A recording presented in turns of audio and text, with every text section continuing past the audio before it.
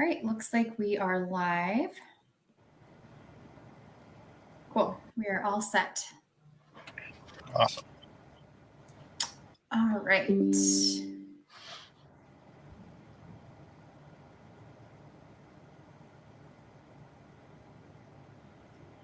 All right, we will go ahead and get started.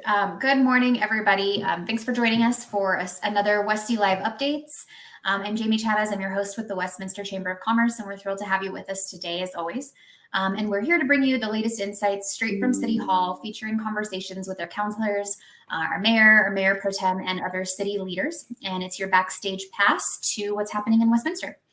If this is your first time on the broadcast, thank you for joining us, and be sure to like and follow our Facebook page so that you get notifications for when we go live in the future. And if you're on YouTube, you can hit subscribe and then also watch previous broadcasts there as well. Mondays on the broadcasts, usually we do this one on Mondays, but the Monday broadcasts are city updates. Wednesday, we offer a chance to meet our newest members of the chamber and just kind of introduce a little bit more about their businesses. And so I encourage you to join us for those broadcasts as well. And then we also reserve the last Friday of the month for county updates featuring Jefferson County Commissioner Tracy Kraft Tharp. So stay tuned for those broadcasts as well. As you watch this broadcast this morning, feel free to engage with us, drop your comments, say hello, ask any questions in the chat, and we'll get to them during the interview. And now finally, a warm welcome to Councilor Dave DeMott. Thanks for joining us today. Hi. Thanks for having me, Jamie. Yeah, how is your week going? Busy, always very busy. I appreciate you accommodating me by allowing me to do this on a Friday. Yeah, of course. We're doing some big implementations at my day job, and Mondays are meeting day. So, which is funny because then I go to city council. So it's a good 14 hours of meetings usually on Monday for me. But I do have some things I wanted to share. So this next week is a study session. And so at our study session, there's going to be a concept review that they talk about. And I asked Jamie, she has the link to the agenda so you can see more details. They're going to do a presentation on the 72nd corridor for us. We're going to do a 2025 budget debrief, and I'm going to give a little bit more detail about the budget and where we're at in a minute. And then they've been bringing us quarterly updates on engagement with like city and council engagement. And so they're going to be talking to us about some updates they're looking to do to Access Westminster. If you're not familiar, Access Westminster is the online portal that you can tell us about streetlights being out, any different things, but graffiti, things that you'd want to, get help with city staff on, or just to report. So I wanted to give you a list of some things coming up, and then I want to dive a little bit into the budget and kind of how we've gotten to this date. So on December 5th, mark your calendars, there's going to be a telephone town hall that council is going to do. On December 6th, we're getting into that holiday season, and so Hometown Christmas down off of 73rd in Bradburn, they're going to do the Hometown Christmas. We have one of the oldest trees in the state. It's back and forth about whose is the tallest. I'm not going to get into that. I'll let them fight that out. Well, Gary Shea will say it's the tallest. I'm going to just say Westminster's is, and I haven't got out there and measured myself. But yeah. And then on 12/7 is going to be the lighting at City Hall. And then I believe, and I meant to look and see, but I believe also downtown is having a tree lighting at the new Westminster downtown. So November 15th for that one. I was going to say, I believe you guys are involved in that, so I figured you would probably know. Then the last thing as far as dates I would ask people to think about is my last, so I do the Policy and Pilsner, third Thursday of the month is when we've been doing it this year. And so this coming up is your last opportunity of 2024. That will be on the 21st of November will be the last one that we do for 2024, and then we'll come back again in January, but we take December off. So 6:30 at Cocopelli Beer Company. We'll be there from 6:30 to 8, and you can just come join us and talk about anything you want to talk about. I want to kind of give some just how the budget passed. I think last time I was on, we talked about the budget. We were going through that process. The budget did get adopted, and the actual budget piece got adopted on a 4-3 vote. So I was one of the dissenting votes that voted against it. And I think, Jamie, you and I talked about it at lunch this week when we were at the Legacy Foundation. There were just some sticking points for some of us. There were some things that were in there that, quite frankly, I feel like that money could have went better spent on city services. As far as like core services, you think police, fire, streets, our water infrastructure, all the things that a city government is actually responsible for, even, our parks, which obviously our residents have really put forward that they want us to take care of parks, and they've done so with their tax dollars in more than one vote. So that being said, the other thing that was big in there is there was a $1 million put aside for ARPA funds that council had put aside that was supposed to go to our partners in Arvada and Lakewood for they're looking at doing a homeless shelter. And it's not like your traditional homeless shelter. The idea is it's supposed to have a lot of wraparound services to kind of get people out of the cycle. And so, I'm not sure. I know that I've heard Arvada has bought property. They haven't come and asked us for anything yet. I don't know how close they are. I know they've started some engagement with the community about it. But my view is that we put those dollars aside for a reason.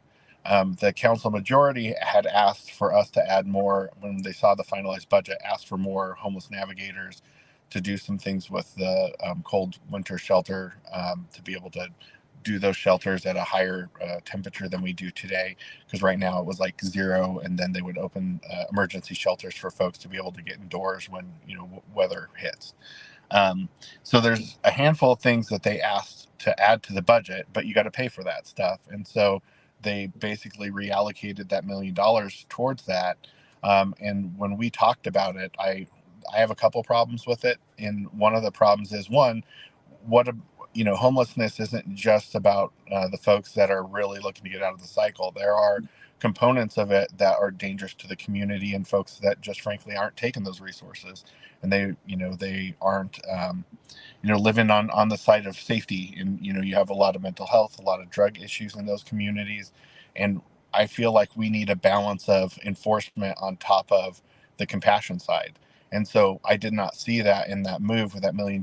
And the other thing that staff has said is they would, when what happens when Arvada comes and says, okay, we're ready to do this, you committed money, we have to pay for that. So we're going to have to figure out those dollars at that point.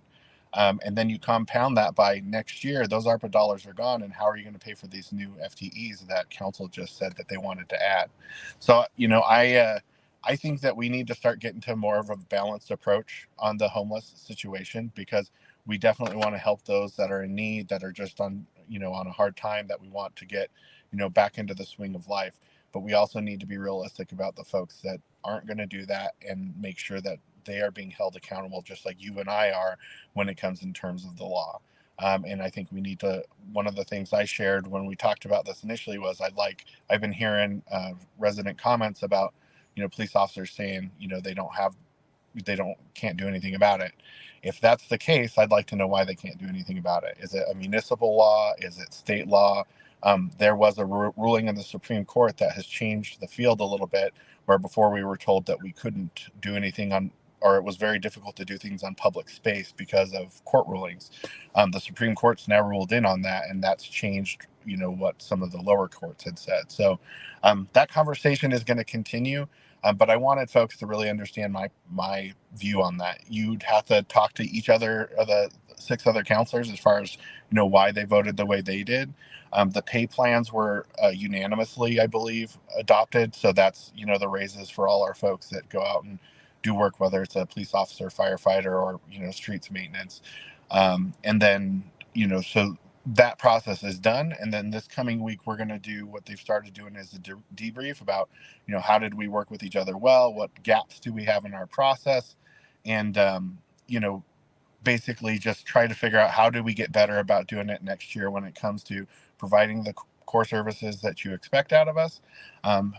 Meanwhile, making sure that we work collaboratively with the community and each other as council people and staff. So, I'm excited to have that conversation with my colleagues and staff, and figure out, next year, how do we do an even better job with delivering a budget that really balances all the things that we're responsible for. Awesome. Thank you for that. We do have one question about the budget. Since we're paying for the new water plant and courthouse with COPs, why wouldn't we do that for the fire department station expansions and rebuilds? That would be a question I would direct to the city manager. If honestly, they came forward with some options, and these were the options that they brought forward. I don't know specifically all the details about why they would pick one option over another.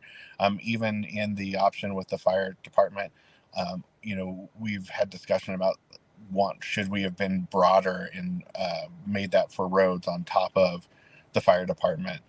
For me, where we came down was the fire department has shown real need. That's something that we're going to have to pay for. That's why I've been supportive of that measure.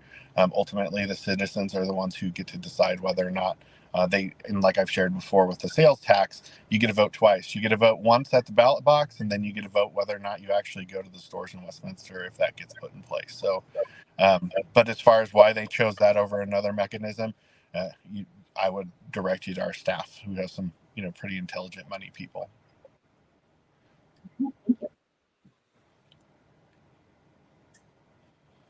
All right. Looks like there's no other questions about the budget. I do have a personal announcement that I'm going to go ahead. Serendipitously, you asked me to do this today. Last night, I filed papers to run for mayor. So I will be running for mayor next year. Well, Nancy McNally has decided not to run, and I asked her before, whether or not she was going to run before I would ever make that decision. I think she's done a fabulous job for our city, and we owe all her a debt of gratitude. But we need to make sure that the city stays in a good trajectory, and that we do the things which is safety and security, making sure we have a thriving economy, and we have real leadership who understands this job and what we're supposed to do. I feel that over the almost 8 years that I will be 7 now, have one more to go. But I think that I've shown, that I have that collaborative personality that understands working with the council. And I think that's what you need in that position. So I'm excited about moving forward with this, but obviously also spoke with my wife and got her blessing to do that. And so, the next 12 months will be fun, but I wanted to share with your viewers first that I have decided that I'm going to be running for mayor next year. Well, yeah, thank you for sharing that with us. And looks like we've got your wife here. You have my vote. So that's nice. Congratulations. That's really exciting. And you're right. Mayor McNally has been an absolute steward for the community. And so definitely appreciate all that she's done and look forward to what's to come. And congratulations. That's a really big decision. Yeah, thank you. Yep. A lot of work, but I'm excited for the challenge, and I hope to earn folks' votes so that I can continue to serve our city. You hear a lot right now. It's a lot of noise, the national election, but I think I've proven my focus is on our city, and I want to continue that focus and see the city have good things. Great. Well, what's one thing that you remember as a counselor? Like, what's one of the biggest things that you remember in your tenure that you're going to bring with you into your election? There's been a lot. We've been through a lot in my time, be it, the discussion about water rates and a water plant, a courthouse, COVID. I've served with a lot of different council members, some of because they've got different positions in different levels of government, just turnover. I think all of them are lessons that I bring forward. There's something for me. I think there's something in every conversation that you can take and learn from it. And I've tried to do that with all the different colleagues that I've had, all the different agreements, disagreements, and just realizing that at the end of the day, there is something positive you could take from every conversation. There is agreement you can find in every conversation. And, that ultimately is how you move the city forward. And so I wouldn't say it's one topic. I think it's all the topics, all the things that we've worked on and the failures, successes, and the things that we've done for the community in my 7 years. Awesome. Great. What do you think is like the biggest project or decision that you're particularly proud of? for me, honestly, it's what we've done with water rates, and I know it hasn't really landed exactly where everybody hoped. But we did something historic when we voted to lower water rates, and then we subsequently have looked at how do we try to continue to balance that. That's going to be something that goes through time because costs are going to go up, and you have to figure out how do you balance those costs versus needs versus the things we have to do to deliver water and allow it to be affordable to people. And so, Yeah. it's just one of those things that you got to continue to focus on. But I'm at the end of the day, I'm very proud of the work we did on that. Folks said, that back when we were on the Water 2025, it was said, this is the only path forward. We ended up with somewhat of that path, but somewhat of a different path. And ultimately, we saved dollars because we said, let's stop, let's look at what we're really doing and figure out, is this the right path forward? And it was, it was something in between. And so, I'm proud of the work we did there. Ultimately, I wish we could do even more, and I'll continue to push that and advocate that we try to limit the increases that we have on residents when we care for our water. Great. I've lived in Westminster, I guess about 5.5 years now. So I'm still what a lot of people will consider new. I'm from Colorado, but new to Westminster. So I love hearing the stories about things that have happened in the past around here. Do you have any like particularly funny stories about your time on council that you'd like to share? I can't think of anything offhand except for and this is, and I'm probably going to hurt feelings again. I started just jokingly who the funniest counselor I worked with was. And I had said Maria DeCambra, who now works for the governor's office, and I still would push that she is one of the funnier ones. And it ended up in this rank choice thing that was going on between a handful of us. And I still think it's funny that people took that so serious. But who I think is funny is really, really important to my former colleagues. So, that's very important. yeah. So that's but different, different personalities and ideas of what's funny and what's not. But that's something I still think is funny. I like to poke at some of them about that. But I don't know. There's just been so many great things. And for me, I've lived in the city my entire life. So it's interesting to, just even see, how the city's progressed. I like to joke about that I've been making law before I was ever a council person, because if you ever knew about Westminster Mall and us cruising at the mall, and they used to have an ordinance that you couldn't cruise, and there was the loop we would circle. So I'm like, oh, I definitely had part of that because I used to do that all the time, cruise the mall. So, Yeah. Just a lot of history, and I mean, just my home. So there's tons of stories depending on who you talk to. So yeah, definitely. Well, I certainly appreciate you coming on today and all the work that you're doing for Westminster. We appreciate it. Thanks for sharing your announcement with our viewers. I will be really excited for you. Is there anything else that you want to share in our time that we've got left? No, I just hope that folks come out and enjoy some of the festivities we have. We're kind of coming to that slower time of year when it comes to what we're doing. But there's a lot of great opportunities to just be with your community with the different tree lightings. And so I'm going to try to make all those. Usually do if I can, between family and work obligations. But just a great opportunity to be with other community members. I hope that I see a lot of people at the last Policy and Pilsner for the year. Jamie, hopefully you can come and show up and hang out with us. But I'm excited for the future of the city, and we'll keep working through the next year, and we'll see where everything goes. Awesome. Thank you so much. And Lincoln wants to know how your new puppy is doing. Oh, she's a terror, but she's a good puppy and cute. But I found her today, actually, and since Vanessa's listening, she doesn't know about this. We keep sticks to keep the doors, secure when we're not home. I see the stick in the middle of the floor when I'm getting ready to leave. I'm like, what is that? She's chewing it up. Just totally destroyed it. That dog will chew up anything she gets her mouth on. But she's a good, cute puppy. Oh, bless you. But, Thank you. But she can be a holy terror. So. Yeah, puppies are challenging. They're the greatest, but they are challenging. Yes. She's funny, but she's rambunctious. So. What's her name again? Tallulah. Tallulah. Which is it's means water, and I can't remember. I think it's Choctaw is what Vanessa told me. But when we first got her, she loves to play in the water, and so we decided to go with a Native American name. So awesome. Well, thank you again. I'll give you a few minutes of your day back, and thank you for everybody that joined us today. It's always a pleasure talking with you and getting your insights and hearing about what's going on in Westminster. So I appreciate it. Absolutely. Yeah, I appreciate the opportunity. Thanks. Yeah, everyone have a good day. Thanks for joining.